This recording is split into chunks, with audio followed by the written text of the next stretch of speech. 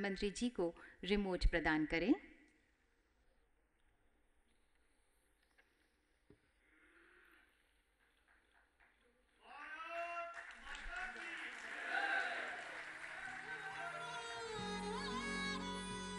छोड़ो जी छोड़ो भैया पीड़ा थकान की। छेड़ो जी छेड़ो किससे बातें किसान रे भैया। भारत की आत्मा किसान, अन्नदाता किसान। केवल इन भारी भारी शब्दों से उन्हें अलंकृत कर जिम्मेदारी टाली नहीं जा सकती। इसके लिए चाहिए वैसी ही चिंता, वैसा ही सरोकार जो गांधी जी को चंपारण ले गया था, जिसने गांधी जी को अंतिम व्यक्ति के आंसू पोंछने के लिए परेशान किया, जिससे प्रेरित होकर दीनदयाल उपाध्याय ने अंत्योदय का मंत्र दिया और हर हाथ को काम, हर खेत को पानी का नारा। इन्हीं से सबक लेकर प्रधानमंत्री नरेंद्र मोदी की सरकार ने किया सबका साथ, सबका विकास का संकल्प। इस संकल्प को पूरा करने की कोशिश में एक ठोस कदम है देश का पहला 24 घंटे चलने वाला दूरदर्शन का किसान चैनल डीडी किसान, बदलते भारत की शान। ये किसान चैनल जो खेती किसानी के नए नए तौर तरीकों को बताने में ही किसानों का हमसफर नहीं होगा, बल्कि 24 घंटे करेगा चौकसी, देता रहेगा बदलते मौसम की ताजा जानकारी, आगाह करेगा आने वाले खतरों से, बताएगा लागत घटाने के तरीके, ज्यादा उपज लेने के लिए आप तक पहुंचाएगा नई तकनीक और जाने माने कृषि वैज्ञानिकों की सलाह। दूरदर्शन किसान चैनल की चिंता है कैसे बिके फसल ज्यादा दाम पर, कैसे हो फसल में वैल्यू एडिशन, कैसे निखरे गांव, गरीब, किसान, दस्तकार, शिल्पकार का हुनर। अन्न तक ही सीमित नहीं है हम। हमारी कोशिश है कश्मीर के केसर किसानों की जिंदगी महके, केरल के मसाला किसानों की जिंदगी का जायका और बढ़े, सौराष्ट्र की मूंगफली असम की चाय के साथ मिलकर करे खुशहाल हर किसी को। खेतन से आके सुनियो खेतन से आके सुनियो खेत खलिहान की। छेड़ो जी छेड़ो, छेड़ो जी छेड़ो किससे बातें किसान की। अपनी ही धुन में सुनियो अपनी जुबान की, अपनी ही धुन में सुनियो अपनी जुबान की। छेड़ो जी छेड़ो किससे बातें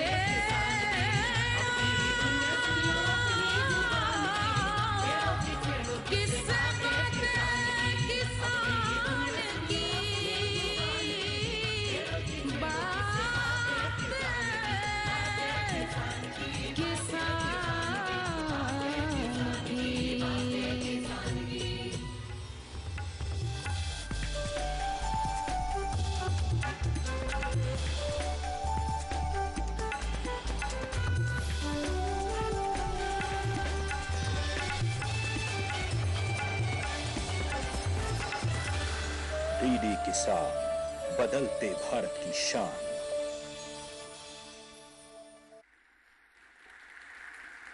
हम आपको बता दें कि डीडी किसान चैनल सिर्फ फ्री डिश पर ही नहीं बल्कि देश के सभी डीटीएच और केबल नेटवर्क पर भी उपलब्ध होगा।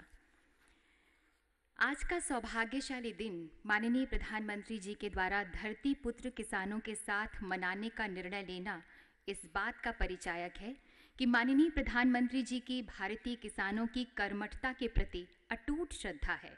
उनके हितों के प्रति वे बेहद जागरूक हैं। उनके हृदय में किसानों को लेकर अथाह संवेदनशीलता है और किसानों के विकास के लिए माननीय प्रधानमंत्री जी की अद्वितीय प्रतिबद्धता है। माननीय प्रधानमंत्री जी, आपके ओजस्वी नेतृत्व में खेत खलिहान, गांव, गरीब किसान के जीवन में अभूतपूर्व प्रगति का परिदृश्य हम भारतीयों को एकदम साफ नजर आता है। माननीय प्रधानमंत्री जी, हमारी आपसे विनती है कि कृपया हमें उद्बोधित करें।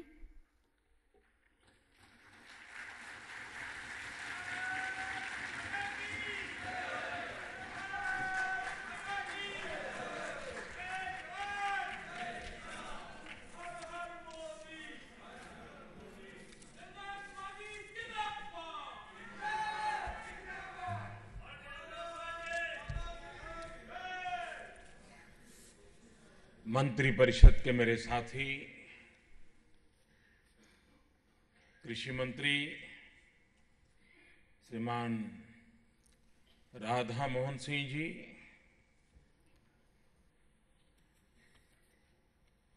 सूचना एवं प्रसारण राज्य मंत्री कर्नल राज्यवर्धन सिंह राठौड़, प्रसार भारती के चेयरमैन डॉक्टर सूर्य प्रकाश जी,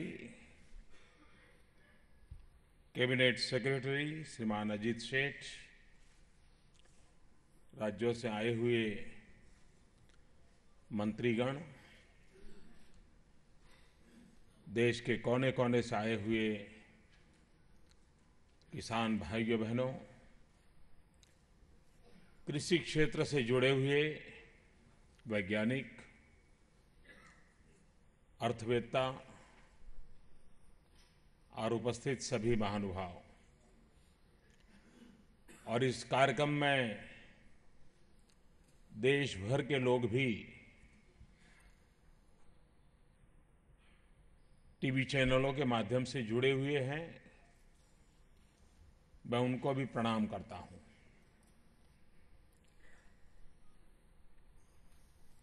कईयों को लगता होगा अब इतनी चैनलें चल रही है, नई क्या ले आए।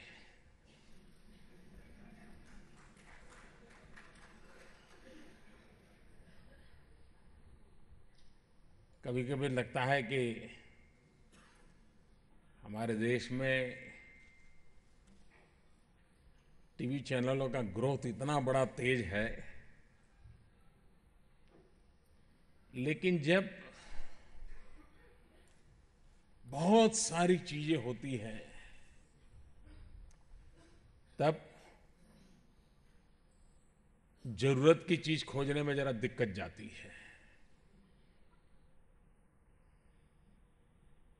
आज खेल कूद के लिए अगर आपको कोई जानकारी चाहिए तो टीवी चैनल के माध्यम से सहजता से आपको मिल जाती है। भारत के ही खेल नहीं, दुनिया के खेल का भी अता पता चलता है। और आपने देखा है कि स्पोर्ट्स से संबंधित चैनलों के कारण हमारे यहाँ कई लोगों की स्पोर्ट्स के भिन्न भिन्न विषयों में रुचि बढ़ने लगी है, जबकि हमारे स्कूल कॉलेजेस में उतनी मात्रा में स्पोर्ट्स को प्राथमिकता नहीं रही है। लेकिन उन चैनलों का योगदान है जिन्होंने स्पोर्ट्स के प्रति नई पीढ़ी में रुचि पैदा की और उसके सकारात्मक परिणाम भी देखने को मिले हैं। पहले स्पोर्ट्स को स्पोर्ट्स के रूप में देखा जाता था, लेकिन धीरे धीरे पता चलने लगा लोगों के भी ये तो एक बहुत बड़ा अर्थशास्त्र है, लाखों लोगों की रोजी रोटी जुड़ी हुई है।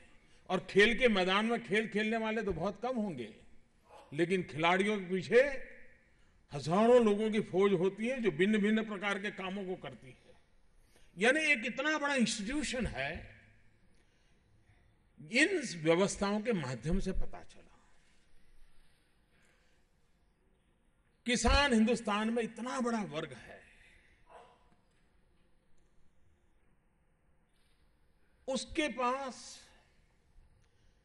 कृषि के क्षेत्र में चीजें कैसे पहुंचे,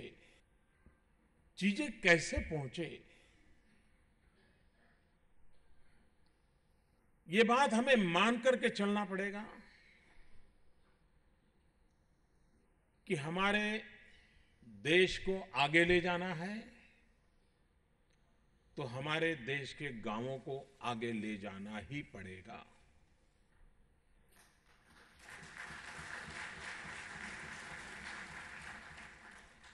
गांव को आगे ले जाना है तो कृषि को प्राथमिकता देते हुए उसको बढ़ावा देना ही पड़ेगा। ये सीधा साधा भारत के आर्थिक जीवन से जुड़ा हुआ सत्य है। लेकिन दिनों दिन हालत क्या हुई है? आपको जानकर के हैरानी होगी, हमारे देश के किसानों ने कितना बड़ा पराक्रम किया हुआ है, कितना सारा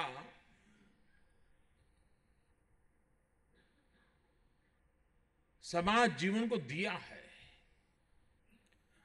पुराने गैजेट्स का जो लोग स्टडी करते हैं, आज से 200 साल पहले साउथ इंडिया में, दक्षिण भारत में तेंजूवरका इलाके के किसानों का एक स्टडी हुआ था। और आज आप हैरान होंगे, 200 साल पहले जबकि यूरिया भी नहीं था, पोटाश भी नहीं था, कीटनाशक दवाएं भी नहीं थी, उस समय वहां का किसान 1 हेक्टर पर 15 से 18 टन पैडी का उत्पादन करता था। कहने का तात्पर्य यह है कि उस समय हमारे पूर्वजों के पास ज्ञान, विज्ञान, नए प्रयोग की कुछ न कुछ तो था। 200 साल पहले हमारे देश में गेहूं कुछ इलाकों में करीब करीब 12 से 15 टन का उत्पादन प्रति हेक्टर हमारे किसान लेते थे। आज पूरे देश में औसत उत्पादन कितना है प्रति हेक्टर? सब प्रकार के धान मिला दिया जाए तो औसत उत्पादन है प्रति हेक्टर 2 टन।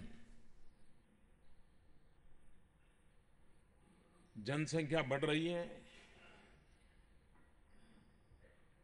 जमीन बढ़ती नहीं है, आवश्यकता बढ़ रही है, तब हमारे पास उपाय क्या बचता है?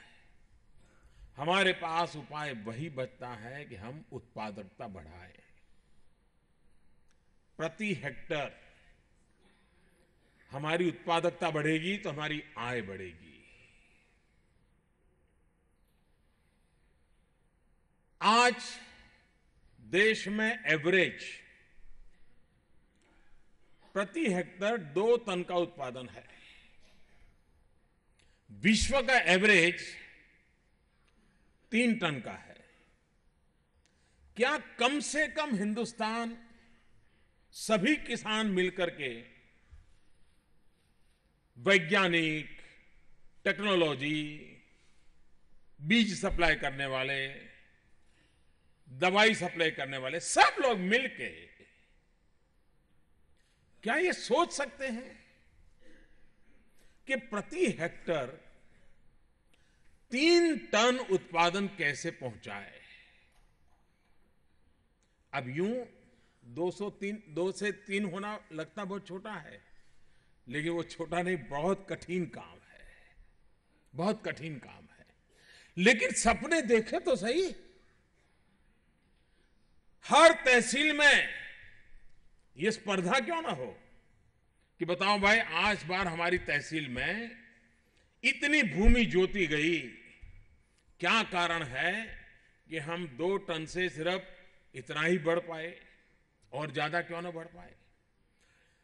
देश में एक कृषि उत्पादन में अगर तहसील को यूनिट माने तो एक बहुत बड़ा स्पर्धा का माहौल बनाने की आवश्यकता है।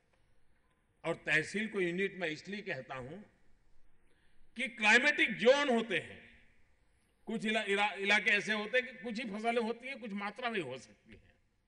कुछ इलाके ऐसे होते हैं जहां कुछ फसल होती है, अधिक मात्रा में हो सकती है। लेकिन अगर तहसील इकाई होगी तो स्पर्धा के लिए सुविधा रहती है। और अगर हमारे देश के किसान को लाल बहादुर शास्त्री जी ये कहें, जय जवान जय किसान का मंत्र दें, लाल बहादुर शास्त्री जी के पहले हम लोग गेहूं विदेशों से मंगवा करके खाते थे। सरकारी अफसरों के जिम्मे में उस कालखंड के जो सरकारी अफसर हैं, और आज शायद वो सीनियर मोस्ट हो गए होंगे या तो रिटायर्ड हो गए होंगे, डिस्ट्रिक्ट कलेक्टर का सबसे पहला काम रहता था कि कंडला पोर्ट पर या मुंबई के पोर्ट पर विदेश से जो गेहूं आया है उसको पहुंचाने की व्यवस्था ठीक हुई कि नहीं हुई, पहुंचा कि नहीं पहुंचा, इसी में उनका दिमाग खपा रहता था। जवाब उन्हीं से मांगा जाता था। देश बाहर से मंगवा करके खाना था, खाता थे, हकीकत है। देश के किसानों के सामने लाल बहादुर शास्त्री जी ने लक्ष्य रखा, जय जवान जय किसान का मंत्र दिया, और युद्ध की विभीषिका का बैकग्राउंड था, देशभक्ति का ज्वार था, और लाल बहादुर शास्त्री जी की सादी सरल भाषा थी। हमारे देश के किसानों ने इस बात को पकड़ लिया और देश के किसानों ने तय कर लिया कि हम अन्न के भंडार भर देंगे। मेरे देश के किसानों ने उसके बाद कभी भी हिंदुस्तान को भूखा नहीं मरने दिया। किसान का जेब भरे या न भरे, देश के नागरिकों का पेट भरने में कभी कमी नहीं रखी है।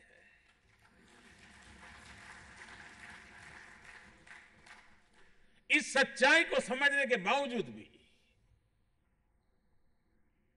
हम बदले हुए युग को देखते हुए अगर परिवर्तन नहीं लाएंगे तो परिस्थितियां नहीं पलटेगी। एक समय था, हमारे यहां कहा जाता था, उत्तम से उत्तम खेती, मध्यम व्यापार और कनिष्ठ नौकरी, ये हमारे घर घर की गूंज थी। लेकिन समय रहते आज अगर किसी किसान के घर में जाइए, 3 बच्चे हैं, उसको पूछिए भाई क्या सोचा है बच्चों का, क्या करोगे? बोले ये तो जरा पढ़ने में अच्छा है, जरा समझदार है, तो उसको तो कहीं नौकरी पे लगा दूंगा, ये भी शायद कहीं काम कर लेगा, लेकिन ये छोटे वाला है ना, वो ज्यादा समझता नहीं, सोच रहा हूं उसको खेती में ही लगा दूं। यानी घर में भी ये सोच बनी है कि जो तेज तर्रार बच्चा है उसको तो कहीं नौकरी करने के लिए भेज दो, और जब ठीक है भाई और कहीं बेचारे को मिलता नहीं, वो खेती कर लेगा, अपनी पेट गुजारा कर लेगा।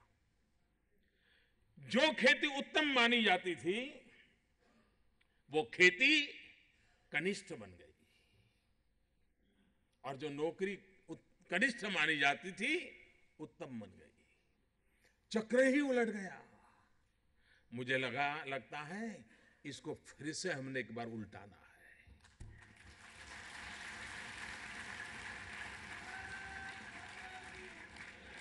और प्रयास करे तो सफलता मिल सकती है। मेरा अपना एक अनुभव बताता हूं। जब गुजरात का मुख्यमंत्री के नाते मुझे एक बार जूनागढ़ एग्रीकल्चर यूनिवर्सिटी में बुलाया था और प्रगतिशील किसानों को सम्मानित करना था। मैं जब जाने वाला था तो मैं सोच रहा था कि क्या उनके सामने क्या बात करूंगा, दिमाग रास्ते में प्रवास के दरमियान चल रहा था, और मेरे माइंड में ऐसा बैठ गया था कि ये तो सब बहुत ही वृद्ध किसान होंगे, बड़ी आयु के होंगे, तो उनके लिए ऐसी बात बताऊंगा, ऐसी बात बताऊंगा। जहां मैं पहुंचा और ऑडियंस देखा तो मैं हैरान था। करीब करीब सभी 35 से नीचे की उम्र के थे, और मैंने उस दिन करीब 12 या 15 किसानों को इनाम दिया। वे सारे यंग थे, जींस पैंट और टी शर्ट में आए हुए थे पूरा। मैंने उनको पूछा भाई क्या पढ़े थे? सारे पढ़े लिखे थे। तो मैंने कहा आप खेती में वापस कैसे आ गए? बोले कुछ जो बदलाव आया है उसका हम फायदा ले रहे हैं। अगर हम फिर से एक बार आधुनिक विज्ञान को, टेक्नोलॉजी को गांव और खेत खलिहान तक पहुंचा देंगे तो देश का सामान्य व्यक्ति, देश का नौजवान जो खेती से भागता चला गया है वो फिर से खेती के साथ जुड़ सकता है और देश की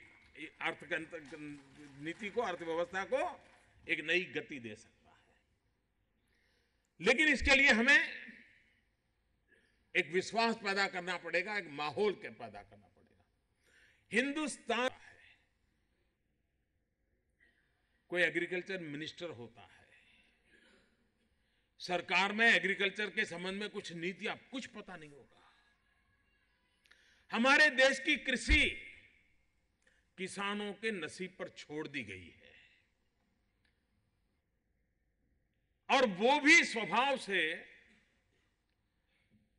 इसी मूड का है, पर पता नहीं भाई अब कुदरत रूठ गई है, पता नहीं ईश्वर नाराज है, यही मान के बेचारा अपनी जिंदगी गुजारा कर देता है। ये इतना क्षेत्र बड़ा उपेक्षित रहा है, उस क्षेत्र को हमने वाइब्रेंट बनाना है, गतिशील बनाना है,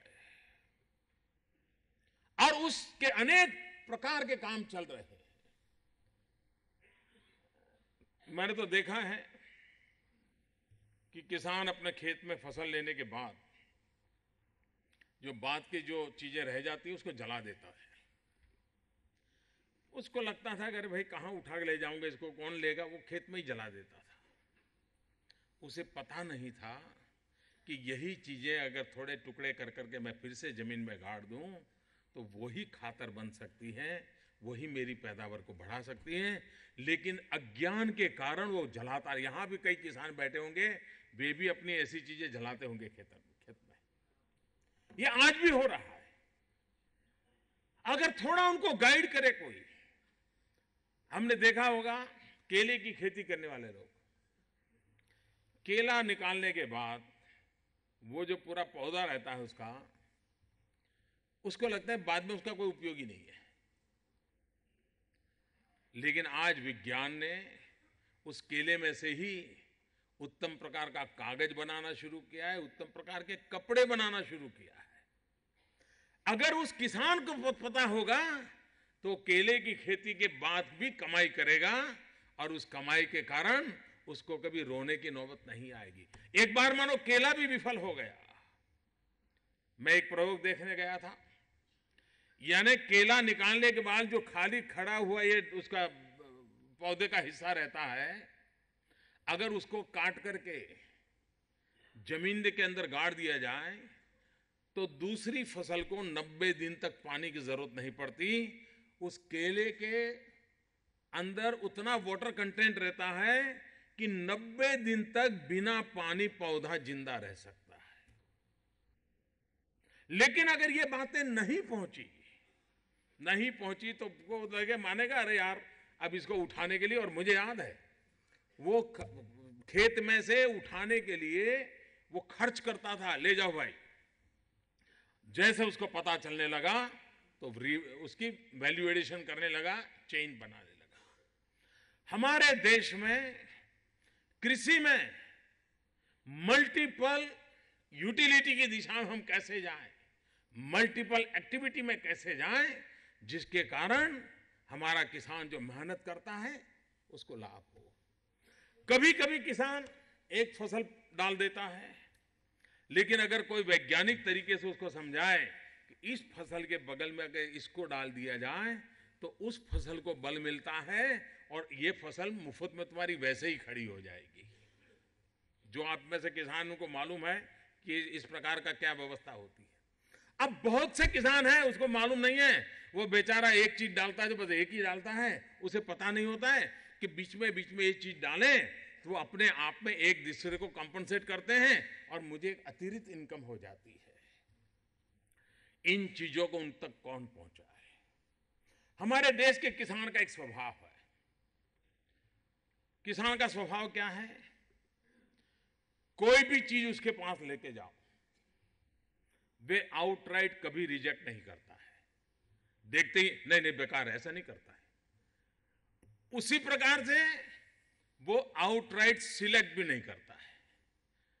आपकी बात सुनेगा, 10 सवाल पूछेगा, 50 बार देखेगा, 3 बार आपके पास आएगा, वो अपना दिमाग खपाता रहेगा, लेकिन फिर भी स्वीकार नहीं करेगा। किसान तब स्वीकार करता है जब वो अपनी आंखों से सफलता को देखता है। ये उसका स्वभाव है।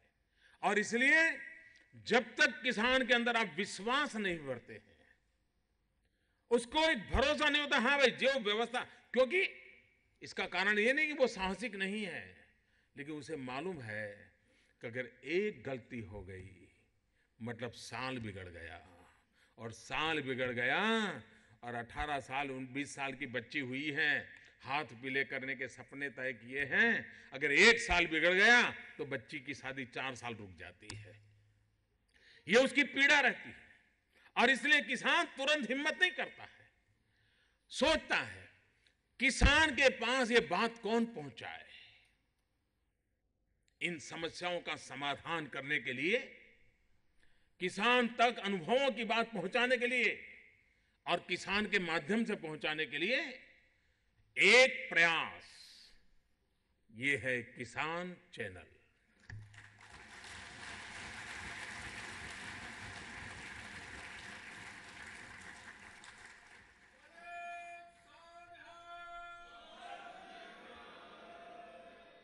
और इसलिए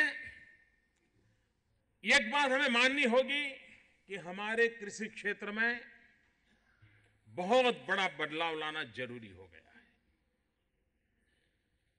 आज ग्लोबल इकोनॉमी है,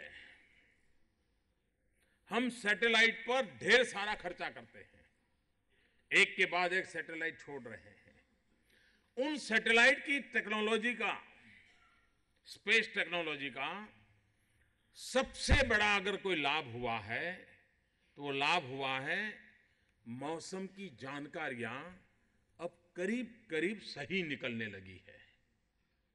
पहले मौसम की जानकारियां किसान को भी भरोसा नहीं होता था, वो लगता यार ठीक है, ये तो कहता था धूप निकलेगा, नहीं निकला।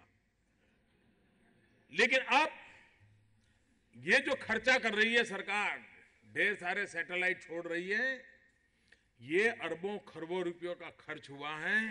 इसका अगर सबसे बड़ा लाभ किसी को मिल सकता है तो किसान को मिल सकता है, वो मौसम की खबर बराबर ले सकता है। मैं इस किसान चैनल के माध्यम से मैं हमारे किसानों की आदत डालना चाहता हूं कि वे ये मौसम विज्ञान को तो अवश्य टीवी पर देखें वो।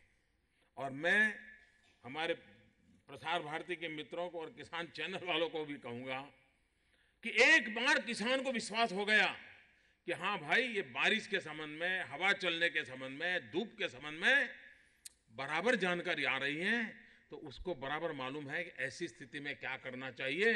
वो अपने आप रास्ता खोज लेगा और परिस्थितियों को संभाल लेगा, है मुझे पता है।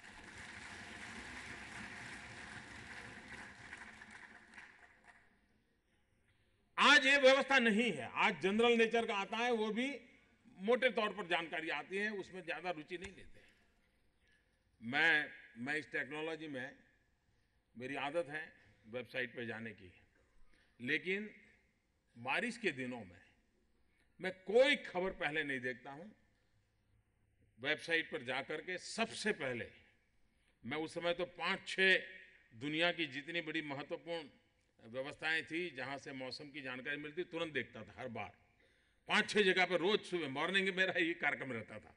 मैं देखता था कि भाई पूरे विश्व में मौसम की स्थिति क्या है, बारिश कब आएगी। बारिश के दिनों की बात है। मैं चाहता हूं कि सामान्य मानवी से जुड़े। दूसरा, आज ग्लोबल इकोनॉमी है, एक देश है, उससे हमें अगर पता चलता है कि वहां इस बार मूंगफली बहुत पैदा होती थी, लेकिन इस बार उसकी मूंगफली एकदम से कम हो गई है, तो भारत के किसान को पता चलेगा कि भाई सबसे ज्यादा मूंगफली देने वाला देश था, उसकी तो हालत खराब है, मतलब ग्लोबली मूंगफली का मार्केट बढ़ने वाला है। किसान सोच सकता है कि भाई उसके यहाँ तो 2 महीने पहले फसल, क्योंकि बारिश तो हर एक जगह पे अलग अलग है, तो वो निर्णय कर पाएगा कि भाई इस बार मौका है, उसके तो सब बुरा हो गया है, मैं उसमें से कुछ कर सकता हूं। मैं अगर मूंगफली पे चला जाऊं तो मेरा मार्केट पक्का हो जाएगा, और वो चला जाता है।